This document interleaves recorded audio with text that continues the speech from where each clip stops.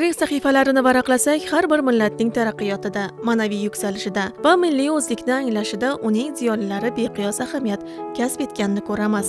O'zbekiston tarixida ana shunday muhim jamiyatlardan biri jadidlar harakatidir. Ular 19-asrning oxiri va 20-asr boshlarida vujudga kelgan ma'rifatparvar ziyolilar bo'lib, xalqni ilm-ma'rifatga undagan, erkinlik, adolat va taraqqiyot g'oyalarini ilgari surgan. Jadid ziyolilari bolalarga yozish va o'qishni qisqa vaqtda o'rgatishga e'tibor qaratishdi. Ular nafaqat ma'rifat, balki jamiyat hayotining barcha sohalarini isloh qilish, mavjud tartiblarni o'zgartirish yo'lidan bordilar.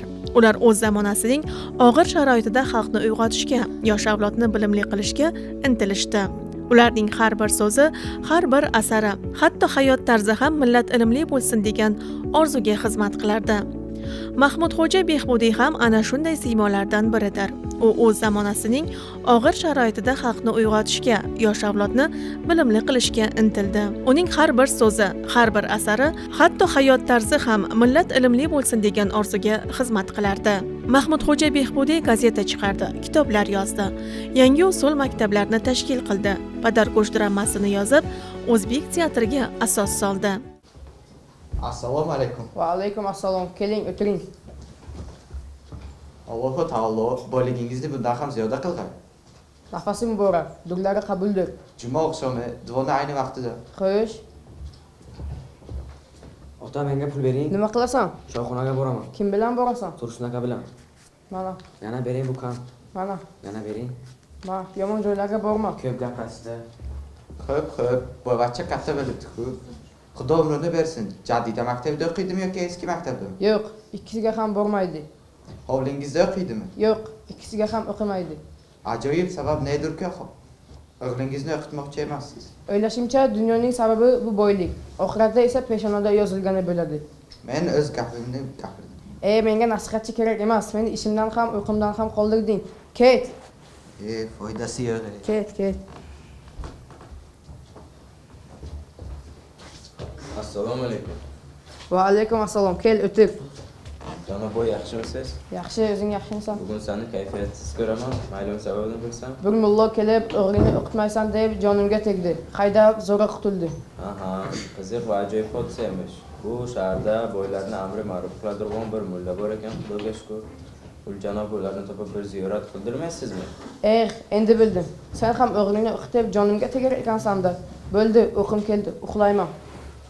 Hozir yangi va boshqa bir zamondir. Bu zamonda ilm va hunarsiz, xalqning boyligi, yeri, asbobi kundan kunga qo'ldan ketgandek, obro'si ham qo'ldan ketar. Hatto dini ham zaif bo'lur.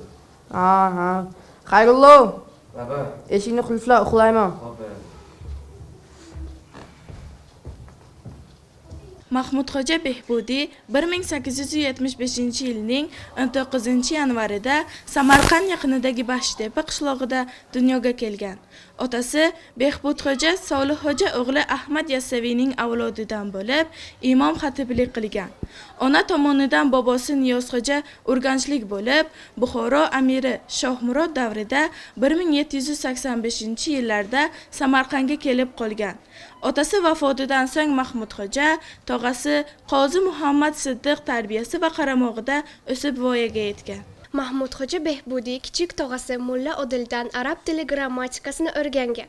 Buxoro madrasalarida tahsil olib yurgan paytda dastlab onasi 1893-yil, so'ng otasi 1894-yili vafot etgach, moddiy qiyinchiliklar sabab o'qishni nihoyasiga yetkaza olmaydi. O'z davridayoq Turkiston jadidchilik harakati otasi deb e'tirof etilgan Mahmudxo'ja Behbudiyning qilgan xizmatlari e'tirof etilib, davlatimiz rahbari tomonidan munosib taqdirlandi. Mustaqillik yo'lida fido bo'lgan Mahmudxo'ja Behbudiyning umri, millat hamda vatan umri qadar boqiydir. 1914-yilgi sayohati davomida Kavkaz, Qrim, Turkiya, Yunoniston, Bulg'oriston, Avstriya va Germaniyaning turli shaharlarida bo'lib, u yerlardan o'z kutubxonasi uchun juda ko'p kitob va risolalar olib keladi. Mahmudxo'ja Behbudiyning 4 o'g'li va 1 qizi bo'lgan. Mahmudxo'ja Behbudiy o'ldirilgach, uni bolalariga Qozi Haydarbek, Akobir, Abduvohid afandilar vasiylik qilgan.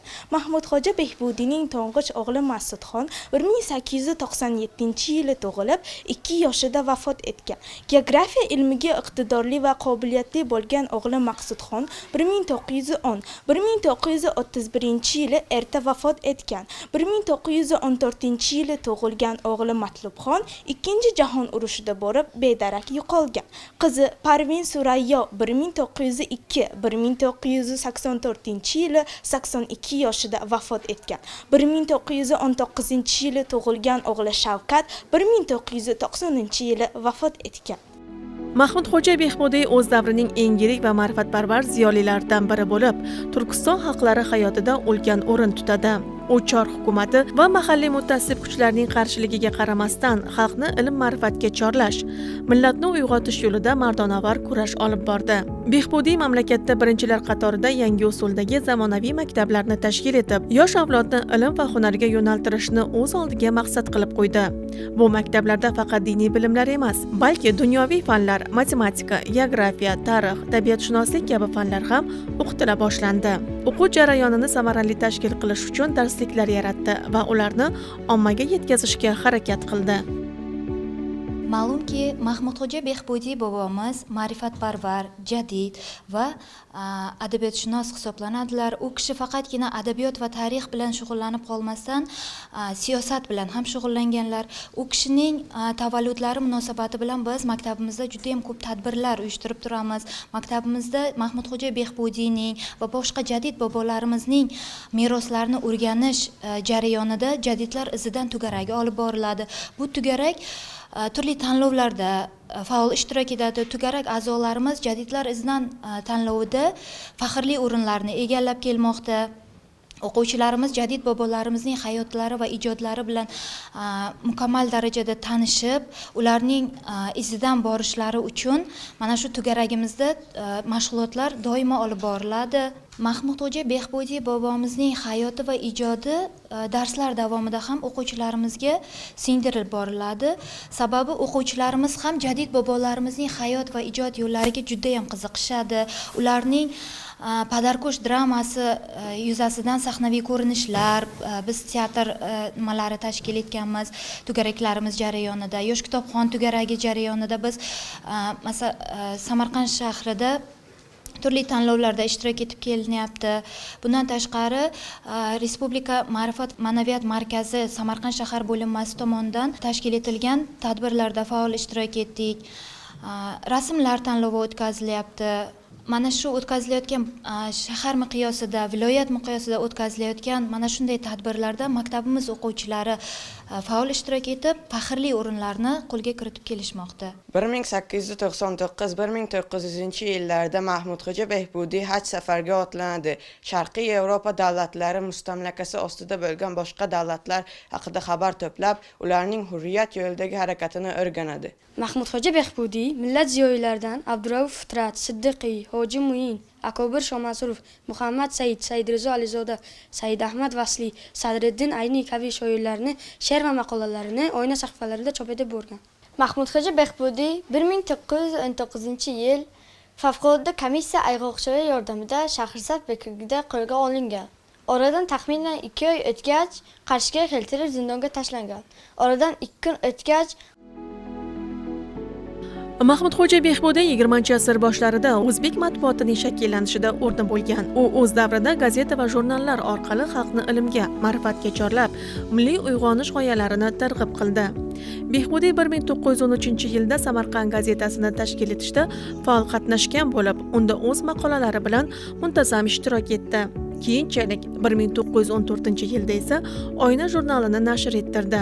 Ushbu jurnal o'z davri uchun nafaqat ma'rifiy, balki ma'naviy uyg'otish vazifasini ham bajardi. Oyna sahifalarida ta'lim, zamonaviy bilimlarni egallash, xalqni yangicha fikrlashga chorlash kabi dolzarb masalalar yoritildi. Behbudiyning matbuotdagi faoliyati uning jadidchilik g'oyalarini keng yoyishda asosiy vosita bo'ldi. Gazeta va jurnallar orqali u xalqni yangi davrga intilishga, ilm-ma'rifatni hayotning eng muhim boyligi sifatida qadrlashga undadi.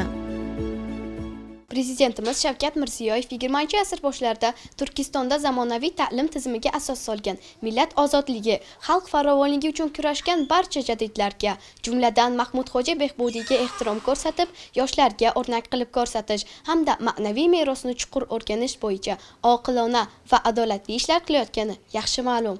Mahmudxo'ja Behbudiy qatl etilgandan so'ng Samarqandga 1 yildan keyin ma'lum bo'lgan Abdurauf Fitrat, Abdulhamid Cholpon, Sadriddin Ayniy va boshqa shoirlar allomaga atab marsiyalar yozishganlar. Behbudiy 1908-yil qiroatxonai Behbudiya, keyinchalik Behbudiya nomi bilan mashhur bo'lgan kutubxonasini ochadi. Ushbu kutubxona 2 navbatda soat 9:00 dan 17:00 gacha hamda 18:00 dan tungi 24:00 gacha ishlab, 60-110 atrofida kitobxonga xizmat ko'rsatgan. Alloma Samarqand kutubxona islomiyasi maqolasida kutubxonada 600 ta kitob va risola, gazeta va jurnallar esa undan ham ko'p bo'lganini yozadi. Behbudiy ijodida Padarko'sh dramasi alohida o'rin egallaydi.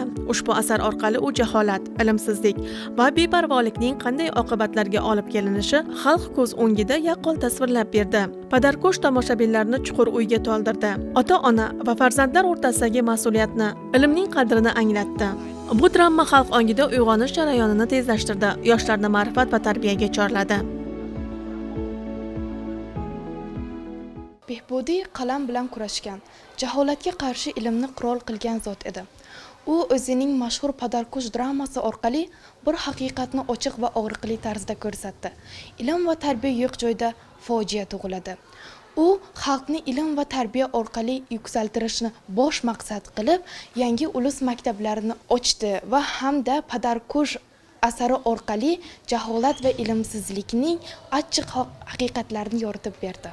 Bugun biz millat uyg'onishi yo'lida o'z jonini fido qilgan buyuk jadid bobomiz Mahmudxo'ja Behbudiyning hayoti va ijodiga bag'ishlangan ma'naviy ma'rifiy tadbirga yig'ildik.